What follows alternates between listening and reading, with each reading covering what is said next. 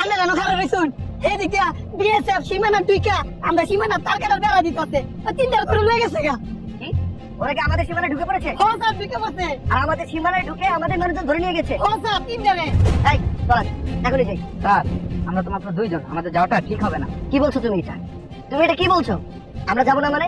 ওরা আমাদের সীমানায় ঢুকে আমাদের লোকজন ধরে নিয়ে যাবে, আমরা থাকাকালীন আমাদের সীমানা দখল করে নিবে।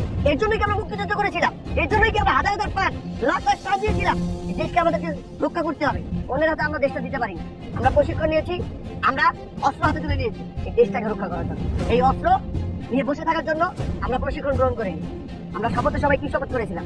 আমাদের জীবনের বিনিময় হলেও এই দেশটাকে রক্ষা করবো, সুরক্ষিত করবো। এই দেশ সুরক্ষার দায়িত্ব আমাদের। আমরা থাকতে এই দেশটা অন্যরা দখল করবে, এটা হতেই পারে না। আপনি যদি না যেতে চান না যাবেন, কিন্তু আমি যাবো, আমার দায়বদ্ধতা আছে। আপনি থাকুন। স্যার আমিও যাবো আপনার সাথে। স্যার খাবেন আমরা যাই দেবেন করে আমরাও যাই এই দেশের সীমানা আমরা রক্ষা করবো লুন যাই